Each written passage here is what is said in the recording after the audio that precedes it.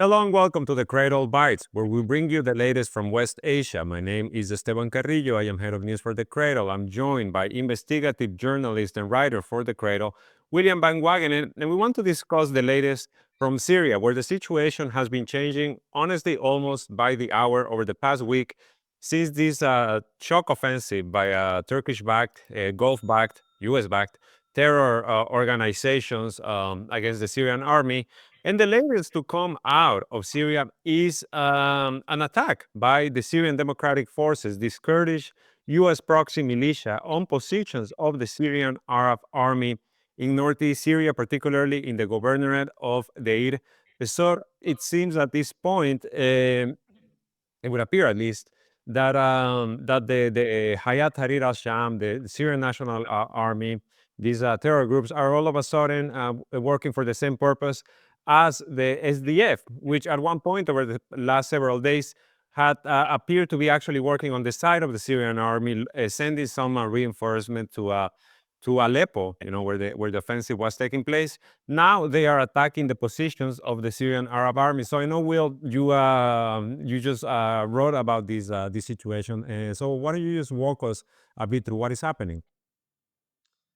Yeah, so it's getting more complicated, of course, because again, as you mentioned, there's the HTS attacking the Syrian army from the west in Idlib, and then there's the Syrian National Army, which are Turkish backed mercenaries that are attacking the Syrian army from the north.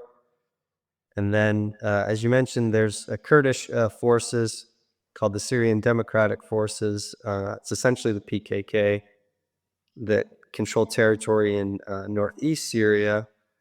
And they had been sending reinforcements to help the Syrian army in Aleppo, at least to protect Kurdish majority neighborhoods in the city. But now the SDF, which again is a US backed, majority Kurdish, essentially run by the PKK, they also have some Arab militias as part of the SDF.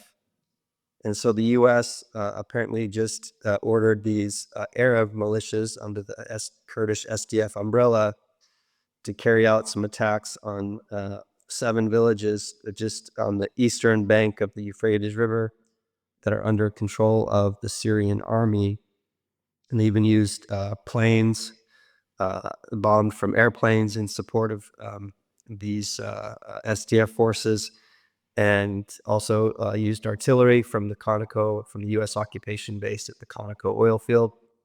So it's like the U.S. is using its different allies and these different proxy groups, whether they're Arabs from Al-Qaeda and HTS, whether they're Turkish mercenaries from the north, and now these Arab proxies underneath the Kurdish SDF umbrella from the west. So the U.S. is really kind of again trying to hit the Syrian Arab army from all sides, basically. It seems like yes, the U.S. and their allies, their interest really is just to weaken, right? To weaken the Syrian army, to weaken the Syrian government by any means necessary from any angle. We should mention that the situation in the Euphrates and in Deir Ezzor, governorate in particular, has been very fluctuating over the past year and a half, maybe, because of an uprising of Arab tribes that has had let's say, the quiet support of the Syrian Arab army, and these Arab tribes essentially fed up with the rule of the SDF, of the Autonomous Administration of North and East Syria, which is kind of like this umbrella parallel government organization that runs these occupied areas of Syria. Large discontent with the rule among particularly the Arab population of Syria, of this region. So we have been seeing this uprising happening, flaring up every few weeks, sometimes every few months. The SDF really seems to be, they were getting it from that side of the Euphrates. They were also getting it from Turkey, right? As you're saying, the PKK, the Kurdistan Workers' Party, an organization that Turkey has labeled as a terrorist group. I believe more than Turkey. I think other Western countries also have labeled it as a terror organization. Turkey is waging a war against them for a while now. They keep bombing the north of Syria. They keep bombing the north of Iraq for the past several years. And so you have a kind of the SDF over the past several months just getting it from both sides. A few months ago, you had representatives from the autonomous administration of Northeast Syria travel to Damascus, and what they were calling was an attempt to normalize relations. We have also seen this in recent months, attempts at normalization, or at the very least, a de-escalation between the sides. But as too often seems to be the case in Syria, everything just constantly gets thrown into a state of flux. It feels like constantly you're seeing the table, get kicked over. And now the latest move at kicking over, the situation, I just kind of like reshaping everything. It seems to benefit mainly, well, the Israeli, right? The Israeli government, the Israeli administration, and their aims for a larger war. The war in Syria, or the crisis in Syria for a while, has been known as the war between wars, right? I believe this is even an Israeli term, like the battle between wars. Seems no longer is between anything. At this point, it really does feel like it's an open battlefield, no?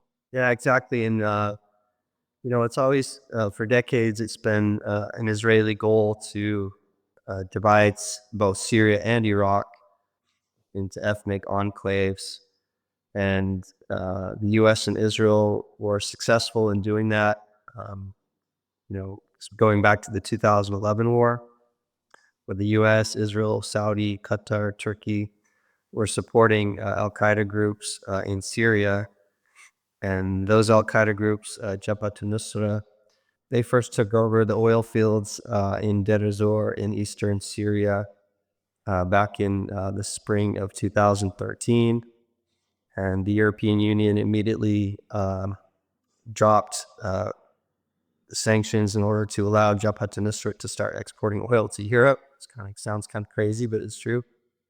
And then, later, ISIS ended up taking over those oil fields, and they were exporting oil through Iraqi Kurdistan to Turkey, and then that oil would be sold to Israel. And then later, after Russia intervened in the war in September 2015 with its air force, the U.S. kind of realized that their ability to use ISIS as a card was coming to an end, and so they pivoted and they started partnering closely with Kurds from the PKK. They created, the Syrian Democratic Forces. It was a U.S. general that made up that term. They just basically rebranded the PKK. And that allowed, and then, U.S. forces have been there ever since with the Kurds, and that's allowed them to keep control of that really crucial part of Syria, which has most of the country's oil, most of the wheat producing regions are there. So now that, there's this broader Israeli effort to destabilize the Syrian government, the U.S. is now pushing, the SDF to attack the Syrian army and try to expand the territory under SDF control and kick the Syrian army to the other side of the Euphrates River. So again, just generally speaking, the whole point for the U.S. and Israel is to keep Syria divided, occupy those areas that are really important for the Syrian government with the oil and the wheat, and keep the Syrian government weak. And so the Kurds and then these other Arab militias that have been incorporated into the SDF under Kurdish leadership, they're just acting as U.S. proxies essentially. And so that's what you saw today. Yeah. Yeah, and another thing we should mention that was reported today, because and now we're seeing an expansion of not just the war but also its players, because there's reports coming from Syria that Ukrainian special forces have been are deployed in northern Syria and are helping on the ground HTS, this terror organization. By the way, this is a terrorist organization as designated by the UN and the US and Western nations. There's really not much question about where their loyalties lie. And so they're getting help from Ukraine, right? We heard that they were getting months ago, for the past 6-8 months, maybe there were constant reports about Ukrainian intelligence agents meeting with HTS leaders about a drones for fighters deal in which Ukrainians were offering them drones in exchange for the release of a bunch of foreign extremist militants held in HTS prisons.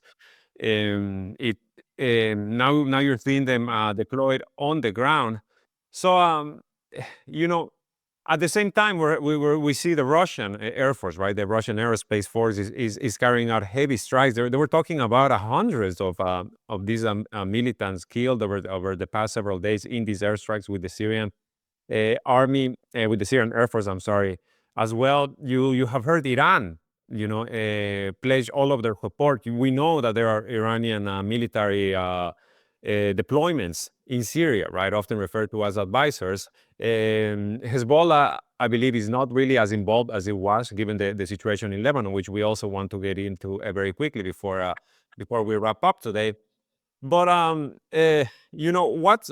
what do you think, Will? I know you are very you've been following the topic of Syria very closely for the past decade or so. You are working on a book about Syria, which we all hope to get our hands on very soon. What do you think is next? And especially given that the reality on the ground is not what the reality was in 2011, and it's not what it was in 2019, and it's not what it was even last year, right? Everything just changed now. So, do you think that there's going to be much success in this attempt at I guess breaking up, right, the resistance axis and kind of balkanizing Syria and giving it to the different factions, and then just and moving on from there? Well, it I guess one of the differences is, I mean, the Syrian government lost Aleppo in 2012 when a sectarian Salafist group that was part of the Free Syrian Army, and then also Al Qaeda's Nusra Front invaded Aleppo in 2012, and then they occupied it until 2016. So it was hard, really difficult for the Syrian army to retake Aleppo. It took them 4 years. And now Aleppo is lost again with the successor to Jabhat al-Nusra, HTS occupying it now. So that was a tough loss. But again, the Syrian army seems to have regrouped north of Hama, the city of Hama. And I guess what might be different and more positive from the Syrian government perspective is that the Russians are intervening now. As I mentioned earlier, in the last war, it started in 2011, and the Russians didn't intervene with their air force to start bombing Al Qaeda groups like Nusra and ISIS until 2015. But this time, the Russians are there doing airstrikes alongside the Syrian army or in support of the Syrian army from the first day.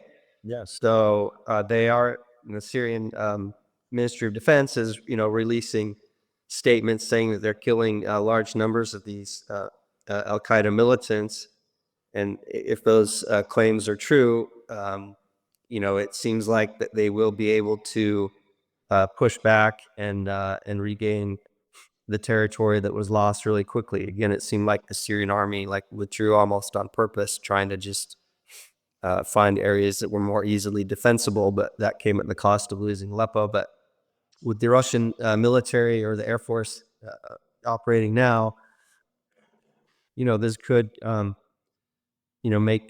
give the Syrian army much more success than they might have had, or much quicker success than they had in the last war. I mean, I think, and correct me if I'm wrong, but to me it appeared that the gains that HTS and their jihadi allies made in the first days of this shock operation really came because of the shock, right? Because of the surprise element, and I guess you must say there was a lack of preparedness or a lack of anticipation from the Syrian side that allowed this a patchwork of militias to make such a big push to make it as deep as they did, because at one point they were close to advancing on Homs, on central Syria, which would have put the Lebanese border on in danger, right? All of a sudden, you would have all of these extremists just within a stone throws distance from the city of Tripoli in the north of Lebanon. And we know that in the end, the Zionist project, what it's looking to do is to destabilize the region as much as possible. And we haven't even gotten into the presence of ISIS in Syria yet, which they haven't really shown their faces too much in the past week or so of the conflict, but we know they are there. We know they're active, and we know they have been released by the hundreds over the past year from SDF-run prisons. So even if the Syrian army and its allies are able to turn the tide against these Turkish-backed extremist groups, you also have the shadow of ISIS just constantly hovering around, and particularly in Syria. This is also why you had Iraq mobilize as many troops as they did to their border, because they've been through this before. Yeah, again, it just kind of shows how many cards the Israelis and the Americans have to play.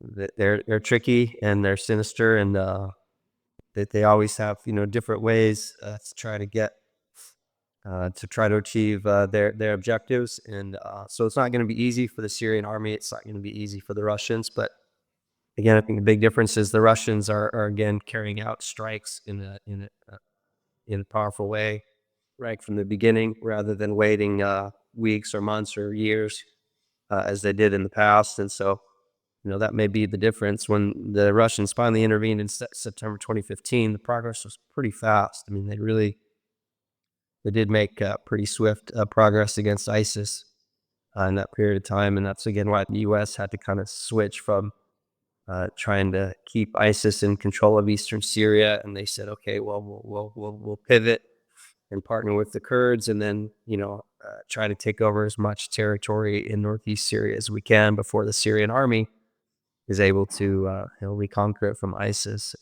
kind of became this race to come between the Syrian army and the Russians on the one hand, and then the U.S. and the Kurds on the other. I raised And for Syria's yeah, resources. hopefully, what's that? I raised for Syria's resources, which in the end the U.S. took. Yeah, and the U.S. There's been U.S. officials who have admitted that they are trying to control those resources on purpose as leverage against the Syrian government. And it is very damaging that all of Syria's oil supply is in U.S. hands, especially given the U.S. imposed sanctions that are still in place on Syria and have made life very, very bad for Syrians and impoverished them. As I've been traveling, through Iraq and Syria, Lebanon in the last year and a half, I've met so many Syrians, and when I ask them, when did you come to Iraq or when did you come to Lebanon, I've been shocked at how many said they came in the last few years after the war was over. They managed to stay in Syria throughout the entire war from 2011 to 2018. But by 2020 or something, the economy was so bad and everyone was so impoverished from the sanctions that they got so desperate that they had to, try to get out of the country and go work in Erbil or here in Beirut. So those sanctions have been really devastating. And again, the U.S. uses all these different mechanisms to keep the pressure on the Syrian government. So. And one last thing I want to mention, actually, because you just reminded me about this. Obviously, the economic situation is a huge, huge reason for the crisis in Syria. I'm seeing a lot, of these outlets that are doing so good, right, when it comes to Palestine. But then when it comes to Syria, you can kind of see the real face come out, and particularly Qatari-funded outlets that are trying to paint HTS and the SNA as these, liberators, rebels, anti-government insurgents. Yesterday, the New York Times puts out this explanation, right? Who is Hayat Tahrir al-Sham? And in one of their paragraphs, they essentially say, at least they're not ISIS, right? They're similar to ISIS, they're just not as brutal as ISIS. So, So what I wanted to say was that under HTS, Idlib governorate, first of all, 97% poverty rate among the population there. Second of all, Turkish media, 2 years ago, if I'm not mistaken, they came out with this report showing that Abu Muhammad al-Julani and all of his cohorts, the head of HTS, they were enriching themselves by selling humanitarian aid that was entering via Turkey to Idlib with the permission of the UN, right? The UN gives its permission every 6 months to renew the delivery of aid. This is something that Russia often opposes and said it needs to go through the hands of Damascus at the Security Council. So this aid comes in, HTS takes control of it, sells it in the black market, sends this money back to Turkey, where they apparently own a very large investments in real estate, in many cities, including Istanbul. And this is Turkish media reporting. This is the Turkish, as we have been saying, the Turkish government supports this group, right? They are on the side of this group. What HTS is doing benefits not only Israel, it also benefits Turkey. So all of these things we need to keep in mind. We need to know about them, because there's a very sneaky media campaign going on to whitewash the face of these groups, who, like I said, they are, first of all, stealing humanitarian aid. Second of all, kind of like ISIS. At least they're not ISIS, says the New York Times. Making imposing Sharia law, threatening the lives of Christians, of Shiites, of anyone who doesn't commute with their beliefs, right? But we will get into this more in our next podcast episode, which, by the way, to all of our viewers, it is coming tomorrow. We had a delay this week. Please stay tuned for that. And William, before we go for today, I want us to briefly discuss what is happening in neighboring Lebanon, right? Where the ceasefire with Israel, a poorly named ceasefire, unilateral ceasefire, let's say, right? Because apparently Israel can carry as many attacks as it wants. CNN, well, yesterday was already talking about 100 violations of the ceasefire, while Lebanon cannot. Lebanon needs to not lift a finger. Hezbollah launches a warning shot yesterday, this artillery attack on occupied Lebanese territory, by the way, right? Not even on Israeli territory, on occupied Lebanese territory. Today you have the Israeli, is he the defense minister, right? Katz, because he used to be a foreign minister. I believe now he's been moved to defense minister, saying if we are going to attack not just Hezbollah, but Lebanon. We're not going to differentiate. We're not going to make any difference between Hezbollah and Lebanon. We are just going to attack everything if the ceasefire falls apart, as they say, right? So why don't you give me your thoughts of this on this? What have you heard? And can we even call this a ceasefire?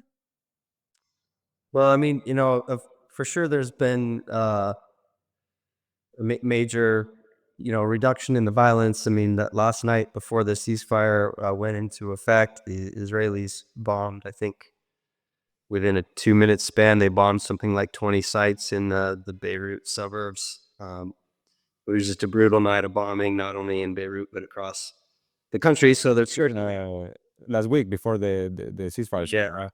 And so certainly there's, there's not much violence compared to what was happening then. But yeah, I mean, the Israelis, even the French observers are saying that the Israelis are constantly carrying out violations. And apparently there was really heavy bombing in southern Lebanon last night. And so I don't know, the aggressive language that the Israelis are using, I mean, it's almost not only language, but the actual violations of the ceasefire. It seems like they are really intent on restarting the war. And of course, they'll try to blame Hezbollah when that happens, but it just doesn't seem like the Israelis are too intent on de-escalating, and they may just, it seems like they're going to just continue to push and push and push until a new war breaks out. And again, that may not happen until Trump comes into office. The Israelis seem to be waiting for that. But yeah, it's definitely looking dangerous. And even here in Beirut last night, the drones were so loud. I've never even heard them so loud. Across the city, there were Israeli drones, and it does kind of just feel like the violence could, Israel is really getting ready to escalate again. Definitely feels that way. They seem because I think this stance that Israel has taken post ceasefire.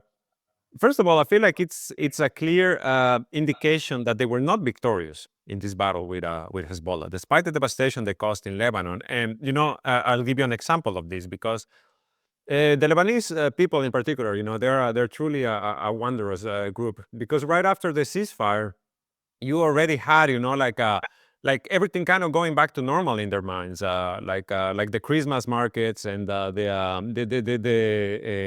preparing for the season. You had all of the displays, rushing back home even before the ceasefire was implemented. You saw the videos. Now you have airlines resuming their flights to Beirut. For the past 2 months or so, it had only been Middle East Airlines, right? The national airliner that was flying in and out as the bombs were dropping. Now you have other airliners resuming their flights to Beirut airport. This is a stark contrast to Israel, right? Where the settlers have not returned home, where the flights are not, even if after this whole ceasefire, even after the attacks from Hezbollah stopped, because the attacks from Hezbollah did stop, unlike the attacks from Israel. None of this has happened, right? They are still in this state of desperation, of war, of alarm, etc. So I think you look at Lebanon, you look at what's happening in Lebanon after everything you did. That's gonna piss you off, first of all. Second of all, I think what you're saying is correct, right? Like that I feel like they never wanted this to end. That they never really, the political echelon in particular, they never wanted it to end. And now you have U.S. officials, according to reports, telling Israeli authorities to calm down, right? This is what is being quoted. Like, you need to calm down because you are violating this ceasefire agreement. And yesterday, just one last thing I want to mention, Ynet, the Israeli daily, reports that in reality, Israel is working on their side document, right? That they are not actually beholden to the terms of the agreement that fall within UN Resolution 1701, which is what Lebanon agreed to, and Israel reportedly agreed to. No, they're actually under a side document with the US, which according to them gives them freedom of action no matter what. No matter what. So what ceasefire are we even talking about here? Right? And then what's next? Is this is supposed to hold for 60 days? And in these 60 days, the Israeli army is supposed to withdraw. It seems like the complete opposite is happening. Yeah, I mean, there are still Israeli forces on Lebanese land, from what I understand. And the thing is, with the ceasefire, there's obviously no enforcement mechanism. I mean, it's kind of like the ICC issuing warrants for the arrest of Netanyahu. There's no way to enforce that unless Netanyahu travels. But so as long as the U.S. Is not willing to enforce it, which of course they're not, because I mean, there's basically no difference between the Israeli and U.S. governments. I mean, they're essentially one entity when it comes to foreign policy. So again, it just seems like there's definitely not as much fighting going on, but whether there's any type of actual ceasefire, that it seems less and less to be the case. And Lebanese are, again, as you mentioned, are very resilient, and a lot of people have gone back to their homes in the south. In Dahia, a lot of people have gone back. Underneath the destroyed buildings, there's people setting up vegetable carts and selling things and trying to reopen their businesses. People have gone back to their homes and apartments and are trying to clean up. And it's still tough to be there because there's still so much dust. It's really, in my opinion, not so smart, at least health-wise, to be in Dahia now because there's so much dust from all the. I mean, yeah, the fumes from the bombs, the asbestos from the buildings, like this is gonna create a health conditions later on. Yeah, I mean, it's like I said, it's tough. It's tough to be in Dahia right now, and we're not quite sure if some of those previous reports about the Israelis using depleted uranium bombs are true. But even if they're not, it's tough. But regardless, there are lots of people back in Dahia, and it's starting to kind of regain life. And the Israelis are They're not dropping white phosphorus in villages and in cities. They drop white phosphorus in Beirut. Remember, in downtown Beirut, in one of their attacks. So the depleted uranium, I wouldn't discount that at all. Yeah, I mean, again, I think it's totally possible. Obviously, the U.S. continually used depleted uranium in Iraq, and that caused all kinds of terrible cancers and health effects for people in Iraq and places like Fallujah. So, anyways, despite those health risks, people are returning to Dahia and they're kind of starting their lives again or trying to. And then in the south, as you mentioned, and the settlers in the north have not returned, in the north of Israel have not returned. Um, And again, I think you're right. The Israelis didn't achieve what they wanted to, and in my view, that was actually to destroy Hezbollah. I mean, they damaged Hezbollah and weakened Hezbollah throughout the war, but they did not destroy them or reach the Litani River like they wanted to. So, it just seems like the Israelis may be itching to restart the war, um, maybe really soon or maybe a few months down the road, but whenever it apparently they feel like it's more advantageous. Indeed, indeed. Well, in any case, thank you all so much for joining us. Make sure to stay tuned for our full episode of the Cradle News Roundup. We should be dropping tomorrow. And also, please make sure to like, to share, to subscribe to our channel, and to check out our Patreon, where you can support the work that we do here at the Cradle. We want to thank you for joining us for the Cradle Bites. My name is Esteban Carrillo. I have been joined by William Van Wagenen.